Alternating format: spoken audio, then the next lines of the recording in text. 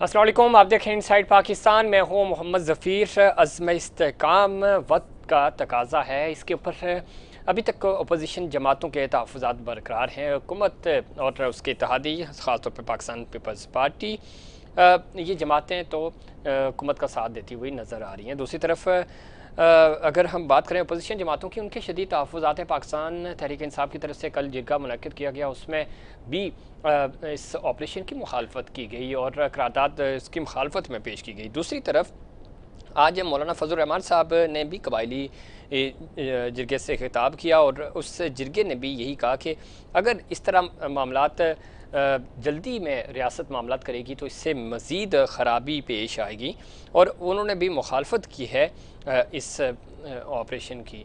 दूसरी तरफ हुकूमत कोशिश कर रही है कि तमाम लोगों को ऑन बोर्ड लिया जा सके, और ज़ाहिर अभी ये मामला पार्लियामान में उठाया जाना चाहिए था। बजट की वजह से शायद हुकूमत इसके ऊपर फोकस नहीं कर सकी, और अब जो जिस तरह की इत्तलात सामने आ रही हैं, इससे बज़ाहिर जो अपोजिशन जमातें हैं वो तो मुखालफत कर रही हैं भरपूर किस्म की। उनके तहफ़्फ़ुज़ात हैं, वो कह रहे हैं कि अभी तक हमें इसके वाज़ेह हद्दोहाल का नहीं पता कि ये ऑपरेशन किन बुनियादों पे होगा, कैसे होगा। तो इसके ऊपर शदीद तहफ़्फ़ुज़ात का इज़हार किया जा रहा है। आज इद्दत निकाह केस का फ़ैसला होना था, और उसमें जो केस में जो दरख्वास्त दी गई थी पाकिस्तान मानी पीटीआई की तरफ से और बुशरा बीबी की तरफ से, उसको दरख्वास्तें मुस्तरद करके जो सज़ा थी वो बरकरार रखी। इसके ऊपर अब पाकिस्तान तहरीक इंसाफ जो है वो निकाह केस को हाई कोर्ट में इस फैसले को चैलेंज करेगी। इस फैसले के बाद पाकिस्तान तहरीक इंसाफ की तरफ से, हुकूमत की तरफ से जो एक ऑफ़र आई थी, पेशकश आई थी मुज़ाकरात की, उसको भी मना कर दिया। और उन्होंने ये डेडलॉक कल भी बरकरार थी। वो कह रहे थे कि जी पहले 5 साल जो हमारे कैदी हैं सियासी, वो और बानी पीटीआई को रिहा करें, उसके बाद मुज़ाकरात के लिए आगे बढ़ेंगे। अब तो उन्होंने सिरे से इस चीज़ से इनकार ही कर दिया। सो ये मामला आगे कैसे बढ़ेगा, मामला बेहतरी की तरफ कैसे जाएंगे। डायलॉग के लिए थोड़ा सा एक मोमेंटम बना था, रास्ता खुल रहा था, तो वो आज बंद होता हुआ नज़र आ रहा है। फर्दर क्या बात होगी, कैसे एक दूसरे को इंगेज किया जा सकता है, हुकूमत इस वाले से क्या इकदाम कर रही है, इस पर मजीद बात करेंगे। ज्वाइन किया है हमें जनाब आसिफ बाजवा साहब ने, सीनियर सियासतदान, सीनियर रहनुमा हैं मुस्लिम लीग नून के। बाजवा साहब खुश आमदीद कहते हैं आपको शो में। जी वालेकुम अस्सलाम जी, बहुत शुक्रिया आपका। भाई साहब, सबसे पहले तो मैं चाहूँगा कि ऑपरेशन अज़्म इस्तेहकाम के ऊपर बात हो जाए, उसके बाद फिर हम पॉलिटिकल जो इश्यूज़ हैं उनके तरफ भी आएंगे। हुकूमत चाह रही है कि किसी तरह तमाम जमातों को ऑन बोर्ड लिया जा सके। अपोजिशन तो मुखालफत कर रही है। मौलाना साहब की गुफ्तगू आज आपने सुनी होगी। वो तो कह रहे हैं कि ऑपरेशन का कहा जा रहा है ये रियासत के मामलात उजलत से तय नहीं होते, इसका नुकसान होगा। पाकिस्तान तहरीक इंसाफ ने भी कल कबायली जिरगा बुलाया, उसमें भी करारदाद पेश की गई कि ऑपरेशन नहीं होना चाहिए। ये कैसे मामला टैकल होगा? बिस्मिल्लाहिर्रहमानिर्रहीम। आपका बहुत शुक्रिया, आपने मुझे वक्त दिया। सर, गुजारिश ये है कि पाकिस्तान में चूंकि आज भी इलेक्शन होने के बाद भी पॉलिटिकल स्टेबिलिटी नहीं आई, ठीक। और आप जैसे जो दानिशवर हैं वो जब 8 फरवरी के इलेक्शन से पहले जी टीवी टॉक शोज में भी और अदरवाइज भी न्यूज़पेपर में भी लिख रहे थे और ये कह रहे थे कि इलेक्शन होना चाहिए, कॉन्स्टिट्यूशन के ऊपर अमल किया जाना चाहिए, वगरना मुल्क के हालात ठीक नहीं रहेंगे, 90 दिन के अंदर होना चाहिए। और कुछ लोग जो थे वो कहते थे कि इससे पहले भी कई ऐसे काम हैं जो कॉन्स्टिट्यूशन के मुताबिक नहीं हुए, लेकिन कहीं कुछ भी नहीं हुआ। तो आप जैसे लोग दानिश्वर कहते थे कि नहीं, जब आप इलेक्शन में चले जाएंगे तो फिर स्टेबिलिटी आ जाएगी पॉलिटिकली। लेकिन आपने देख लिया, और कुछ लोग ये भी कहते थे कि नहीं, ये अनस्टेबिलिटी की तरफ ये इलेक्शन मुल्क को लेकर के जाएगा। और आपने देख लिया कि पहले से ज्यादा अनस्टेबल है, पहले से ज्यादा अनस्टेबिलिटी है पॉलिटिकल मामलात में। जब लोग अपनी सियासत बचाएंगे और रियासत को पसे पूछते डाल देंगे, उस वक्त आप स्टेबिलिटी की तरफ नहीं जाएंगे, अनस्टेबिलिटी की तरफ जाएंगे। यही वो लोग थे जो इससे पहले कहते थे कि पाकिस्तान में जो ज़रबे अज़्म हुआ और एक दूसरे नाम से भी हुआ जो ऑपरेशन था, और उसके बाद मुल्क में इस्तेहकाम हुआ और दहशतगर्दी की लहर पे काबू पाया गया। आज भी आप उन लोगों से पूछें जिनके नौजवान बच्चे जो पाकिस्तान की आर्म्ड फोर्सेस में मुलाजमत कर रहे हैं, जो अपनी जानों के नजराने पेश कर रहे हैं, और जिस तरीके से पाकिस्तान की आर्म्ड फोर्सेस को निशाना बनाया जा रहा है, क्या आप समझते हैं कि पाकिस्तान एक पुरअमन मुल्क है? कतई तौर पे नहीं है। और बिलखसूस बॉर्डर लाइन के ऊपर जो हमारा अफगानिस्तान के साथ बॉर्डर है, वहां पर बाजवा साहब कथा कलामी माफ सर, आप बिल्कुल दुरुस्त कह रहे हैं। और पॉलिटिकल प्रोसीजर तो होना चाहिए। जो आपने कहा कि हम ये कह रहे थे कि इलेक्शंस, हम तो यही कह रहे थे कि इलेक्शंस का मुकर्ररा वक्त पे आपका आइन ये कहता है, ये मैं नहीं कह रहा, ये आप नहीं कह रहे, आप खुद लॉ का स्टूडेंट हैं, लॉ प्रैक्टिस भी कर रहे हैं, सीनियर वकील भी हैं। ये तो आइन आपको कह रहा है कि आपने इलेक्शंस करवाने हैं, मुकर्ररा वक्त पे कराने हैं। हो गए इलेक्शन जैसे तैसे भी हुए, उस पर तहफ़्फ़ुज़ात हैं नहीं है, ये तो हमारी हिस्ट्री रही है, हमेशा तहफ़्फ़ुज़ात रहे हैं।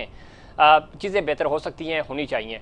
पार्लियामेंट में आप चले गए, आपको प्राइम मिनिस्टरशिप मिल गई, आपकी हुकूमत बन गई, सारी चीज़ें अपनी जगह। फिर जो अमन अमान की तरफ आप इशारा कर रहे हैं, ये बात तो पाकिस्तान तहरीक इंसाफ और ख़ुद मौलाना फजल रहमान साहब भी कह रहे हैं कि अमन अमान की सूरत ठीक नहीं है, संजीदगी से हमें बैठना होगा। वो ये कह रहे हैं कि सारी चीज़ों के ऊपर फैसले जब किए जाते हैं तो हमें ऑन बोर्ड लिया जाए, एतमाद में लिया जाए, हमें पता हो कि हो क्या रहा है।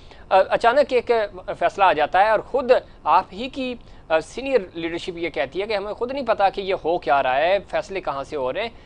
इशू इस चीज़ के ऊपर है, दिन होता है या रात होता है, ये नहीं हो सकता ना कि ग्रे एरिया कुछ नहीं होता। अगर आप ग्रे एरिया छोड़ेंगे तो वो ज़रा उसके ऊपर क्वेश्चन मार्क लगेगा। तो यहाँ ग्रे एरिया की बात हो रही है कि ग्रे एरिया क्यों है। कम्युनिकेशन प्रॉपर होना चाहिए, चाहे अपोजिशन हो या हुकूमत हो, तमाम स्टेक होल्डर्स ऑन बोर्ड होने चाहिए। बजट में भी यही चीज़ हुई, आपके लोगों ने खुद कहा कि हमें नहीं समझ आई कि बजट बना कहाँ, पेश कहाँ से हुआ। बिजनेस कम्युनिटी के तहफ़्फ़ुज़ात बजट के ऊपर अभी तक है। इशू ये है, अगर लोगों को आप एतमाद में लें तो कौन ये चाहेगा कि यहाँ पे किसी एक शख्स की भी, चाहे वो सिविलियन हो या आर्म फोर्सेस का आदमी हो, किसी एक शख्स की भी जान जाए, कोई नहीं चाहता। मसला ये है कि सबको ऑन बोर्ड लें, बिठाएं और उसके ऊपर अमल करें। यही फैसला अगर पार्लियामेंट से करवाया जाता तो बहुत चीजें बेहतर हो सकती थी। ये अपोजिशन के तहफ़्फ़ुज़ात हैं, ये बिजनेस कम्युनिटी के तहफ़्फ़ुज़ात हैं जनाब। नहीं, मैं अर्ज करता हूँ, मैं इस बात पे मैं बहुत कुछ आपसे सीखता हूँ। आपकी इतनी अच्छी स्टडी होती है कि आप एक अपना जो इंट्रो पेश करते हैं, आप पूरा थीसिस पेश करते हैं और एक रिसर्च वर्क आप पेश करते हैं। इसमें शक कोई नहीं है कि आपने जो बातें की हैं वो दुरुस्त है। लेकिन मैं आपको एक अर्ज कर दूं कि ये जो काम हुआ है, ये किसी एकतरफा किसी एक शख्स ने फैसला नहीं किया, ये कैबिनेट ने मंजूर किया इसको, और उसके साथ वहां पे जो हमारे सिक्योरिटी के इदारे हैं उनके सब चीफ्स जो है वो वहां पे मौजूद हैं। नंबर 1। नंबर 2, दूसरी बात जो सबसे इंपॉर्टेंट बात है, मैं आपको अर्ज कर दूं, आपकी बात बिल्कुल दुरुस्त है, मैं आपकी बात से एग्री करता हूँ, आपने बहुत अच्छा रिसर्च वर्क किया है। सर गुजारिश ये है कि जो हस्ब इख्तिदार है जी, उसका काम है अपना काम करे अकॉर्डिंग टू कॉन्स्टिट्यूशन, ठीक हो गया। और जो हस्ब इख्तिलाफ है उसका काम है वो अपना काम करे। हस्ब इख्तिदार ने अपना काम करना है, हस्ब इख्तिलाफ ने अपना काम करना है। हम यहाँ इसलिए नहीं बैठे या गवर्नमेंट इसलिए नहीं ली कि हम हस्ब इख्तिलाफ को भी राजी करते फिरेंगे। कभी आप समझ सकते हैं कि क्या हमारे जो अपोजिशन है वो हमारे साथ किसी भी मामले पे, मुझे आज तक बता दें पाकिस्तान की तारीख में कभी भी हस्ब इख्तिलाफ ने हस्ब इख्तिदार के साथ दिया हो? ये पॉलिटिकल पॉइंट स्कोरिंग होती है, ये अपने आप को जिंदा रखने के लिए, ये अपनी सियासत बचाने के लिए रियासत को कुर्बान करने की बात करते हैं। यार खुदा का खौफ नहीं करते?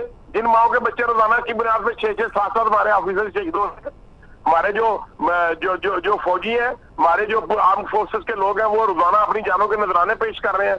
और उन्होंने, पीएम ने तो कैटेगोरिकली ये कह दिया कि हम ये नहीं करेंगे कि कोई इलाके खाली नहीं कराएंगे, कोई हमला नहीं करेंगे, जिस तरीके से हुआ था इस तरह की कोई बात नहीं है। उन्होंने कहा कि सीक्रेट रिपोर्ट्स के ऊपर, जो सीक्रेट रिपोर्ट होंगी उनके मुताबिक हम वहां पे, जहां पे हमारे पास इत्तला होगी मुसद्दका, जो खुफिया इदारे इत्तला देंगे कि यहाँ पर कोई दहशतगर्दों का गिरोह है या जिनको कोई फॉर्मल सपोर्ट कर रहे हैं, वो वहां पे हम ऑपरेशन करेंगे।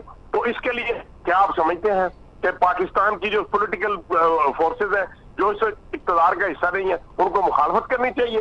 क्या हम अपनी फौज को ऐसे ही कुर्बान करते जाएंगे? क्या हम ये इस इन दहशतगर्दों को खुला छोड़ देंगे कि हमारी अपोजिशन नहीं मान रही, भाई आप जो मर्जी करें? और ये वही अपोजिशन है जिन्होंने टीटीपी को, तहरीके तालिबान पाकिस्तान को खुली छुट्टी दी और उनको जेलों से निकाल दिया और उनको अफगानिस्तान से सीधा सीधा पाकिस्तान में आने दिया। उनको उस वक्त थे, वो आज भुगत रहे हैं वो लोग जो जो जो जो फोर्सेस के में जॉब कर रहे हैं। तो इस तरीके से मेरी अर्ज ये है कि हमने, ये नहीं है कि हम हर मामले के, वो अपोजिशन तो कभी राजी हो ही नहीं सकती। अपोजिशन वाले तो किसी भी एक एक्ट से हमारे साथ एग्री करेंगे ही नहीं, ना कभी उन्होंने किया है। तो इसलिए मेरी गुजारिश ये है कि हमने कोई गैर कानूनी काम नहीं किया, कोई गैर आईनी काम नहीं किया। और उधर साथ ये भी कहते हैं कि दहशतगर्दी की लपेट में है। दुश्मन ममालिक जो है वो हमारी कमजोरी से फायदा उठा रहे हैं और इनको चाहिए कि सपोर्ट करें। और जब तक ये सपोर्ट नहीं करेंगे, पाक फौज तो हमारी फौज है, हमारे बच्चे हैं, हमारे बेटे हैं, हमारे भाई हैं।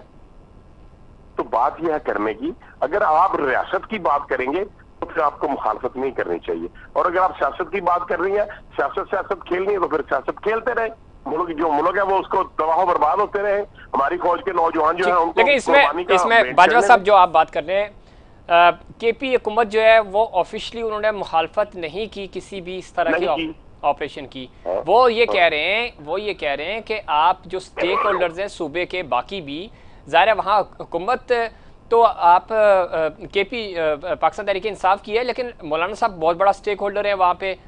इसी तरह जमात इस्लामी बहुत बड़ा स्टेक होल्डर है। और ये दोनों जमातें वो हैं जिनके लिंक्स नज़रियाती तौर पे अफगानिस्तान में भी मौजूद है, आप भी हम भी जानते हैं। बलूचिस्तान इस और केपी दोनों ऐसे हैं जहाँ पे मजहबी जो झुकाव है या जो मजहबी जमातें हैं, पाकिस्तान तहरीक इंसाफ से हटकर मैं बात कर रहा हूँ, उनकी बड़ी ज़बरदस्त फैन फॉलोइंग है।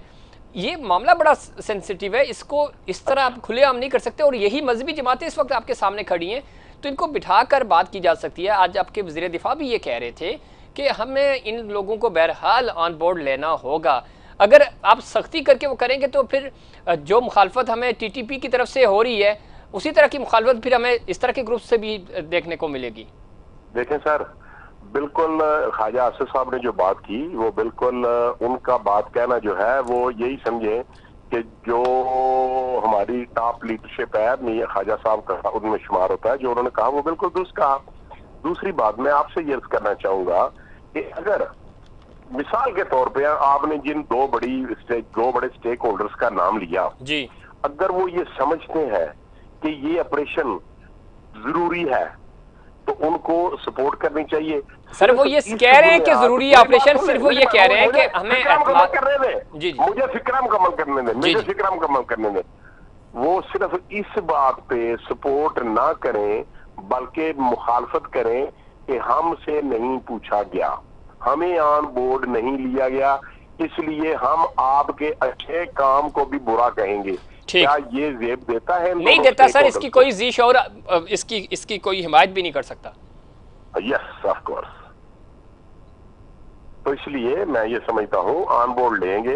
और ऑन बोर्ड लेने की एक सबसे बड़ी आपको मिसाल देना चाहता हूँ कि मियां शहबाज शरीफ साहब जो है वो मौलाना साहब के घर भी गए हैं और पार्लिमान के अंदर भी on the house, floor of the house. ठीक है, अच्छा भाई साहब, चूंकि वक्त मेरे पास खत्म हो रहा है, मुझे ब्रेक की तरफ जाना है। क्या देख रहे हैं पॉलिटिकल, ये तो एक ज़रा अज़्म इस्तेकाम बहुत सेंसिटिव मामला है और इसके ऊपर मुझे जो मेरी इनसाइट्स हैं, तमाम जमातें 99% तो मुत्तफ़िक ही हैं, बस उनके कोई तहफ़्फ़ुज़ात हैं वो दूर हो जाएंगे, जो मजहबी जमातें हैं उनके भी, तो सारे लोग ऑन बोर्ड हो ही जाएंगे और होने चाहिए। ये पाकिस्तान की सालमियत का मामला है, ये किसी एक फ़र्द या किसी सियासी जमात का इशू नहीं है।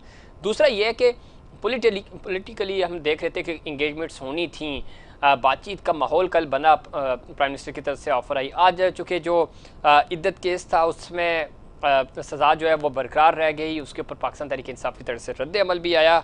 अब मुज़ाकरात के जो होने थे उसमें फिर डेडलॉक आ गई है। समझते हैं कि कुछ मज़ीद बर्फ़ पिघल सकती है, बातचीत आगे हो सकती है। देखिए सर, मैं ये कहना चाहूँगा कि इससे पहले भी कई दफ़ा आपके प्रोग्राम में ये कर चुका हूँ कि जब 2018 में गवर्नमेंट आई थी पीटीआई की, उस वक्त भी जब मियां शहबाज शरीफ साहब अपोजिशन लीडर थे, उन्होंने भी कहा था कि आए हम आपके साथ मिसाके मईशत करने के लिए तैयार हैं, लेकिन ठट्ठा उड़ाया गया और तज़हीक अमीर लहजे में जवाब दिए गए। आज भी देखे ना, एक शख्स जो कहता था कि ये इस्टेब्लिशमेंट जो है ये बिल्कुल गैर जानबदार होना चाहिए, इनको ये होना चाहिए। और आज वो कहते हैं कि नहीं, मैं एस्टेब्लिशमेंट से बात करने को तैयार हूँ, मैं पाकिस्तान मुस्लिम लीग नून के साथ, पाकिस्तान पीपल्स पार्टी के साथ, MKM के साथ बात करना नहीं चाहूंगा। तो आप देखें जफीर साहब, ये देखें कि ये कैसी सियासत है जो अपनी जात और अना की तसल्ली के लिए वो बात करते हैं, और पाकिस्तान की स्टेबिलिटी के लिए, पाकिस्तान की इकोनॉमी को बेहतर करने के लिए, या पाकिस्तान को दुश्मनों से बचाने के लिए, या पाकिस्तान के गरीब अवाम के फायदे के लिए वो कोई बात ही नहीं करना चाहते। हम तो हमेशा एग्री करते हैं, राणा सनाउल्लाह साहब रोजाना पे कहते हैं, ख्वाजा आसिफ साहब भी कहते हैं, हसन इकबाल साहब ने भी कहा, मियां नवाज शरीफ साहब ने भी कहा, मियां शहबाज, हमारी तो पूरी जो लीडरशिप है टॉप क्लास, सब ने कहा कि हम इनके साथ बात करना चाहते। कल on the floor of the house उन्होंने कहा कि हम उनसे बात करने तैयार हैं। ठीक है, और बातचीत वैसे होनी भी चाहिए, इसमें किसी भी ग्राउंड पे हो, लेकिन एटलीस्ट बातचीत हो, सेक्रेटरी लीडरशिप बात करे, मामला बेहतरी की तरफ जा सके। सर हम तो तैयार हैं। चले, thank you so much Bajwa साहब, प्रोग्राम में वक्त देने के लिए। वक्त हुआ ब्रेक का, ब्रेक से वापस आएंगे तो बात करेंगे कि ये जो फैसला आया है इसके ऊपर पाकिस्तान तहरीक-ए-इंसाफ हाई कोर्ट जाने का ऐलान किया उन्होंने, और चैलेंज कर रहे हैं इस फैसले को। देखना ये है कि हाई कोर्ट से इनको रिलीफ मिलता है या नहीं मिलता। ऑपरेशन अज़्म इस्तेहकाम बहुत इंपॉर्टेंट है, इस पर सियासी जमातें कैसे ऑन बोर्ड होगी, इस पर बात करेंगे, लेकिन उससे पहले कमर्शियल ब्रेक।